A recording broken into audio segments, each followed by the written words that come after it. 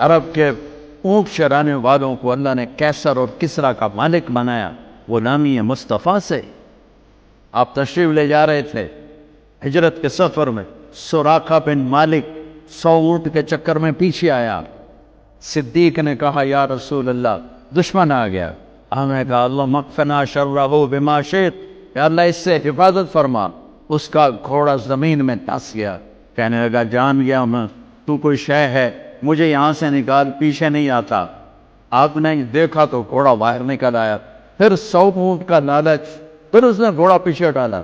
پھر آپ نے کہا اللہ اس کے شر سے بچا جیسے تو چاہے، تو گھوڑا اس کا پورے کا پورا صرف سینہ باہر باقی اندر۔ کہنے لگا اب میں کلمہ پڑھتا ہوں، میری یہاں سے جان بچا دے، میں تیرے پیچھے خود بھی نہیں آؤں گا، کسی کو بھی نہیں آنے دوں گا۔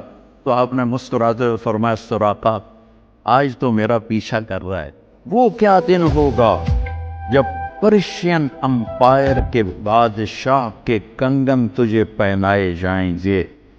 لوگ چند ہزار قریش سے جان بچا کے مدینے جا رہے ہیں، مکے کی آبادی 10,000 بھی مشکل سے ہوگی اس وقت، چند ہزار سے جان بچا کے مدینے جا رہے ہیں اور راستے تبدیل کر رہے ہیں، اور خوشخبری کیا دے رہے ہیں وہ کیا دن ہوگا جب ایران کے بادشاہ کے کنگن تجھے پہنائے جائیں۔ حضرت عمر کے زمانے میں جب ایران فتح ہوا اور خزانے مدینے پہنچے تو انہیں فہرست پیش کی، تو فہرست پڑھ کے کہنے لگے بادشاہ کے کنگن نہیں لکھے ہوئے۔ تو لکھنے والے نے کہا حضور جتنا کچھ ہے وہی لکھا ہوا ہے۔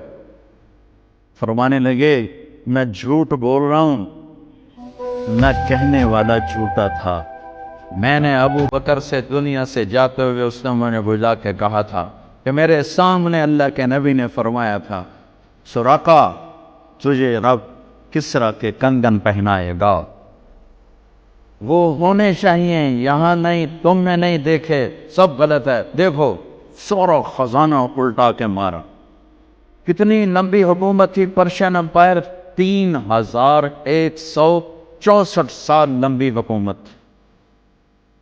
اور اس وقت کرنٹ 100 خزانے اونٹوں پہ لد کے مدینہ پہنچے تھے، کھنگال مارے، آخر کسرا کے کنگن نکل آئے۔ آپ نے کہا سراقہ کو بلاؤ، سراقہ بیمار تھے تو سہارے پر آئے، تو عمر نے خود اپنے ہاتھوں سے ان کو کنگن پہنائے کہ محمد سے وفا تو نے تو ہم تیرے ہیں۔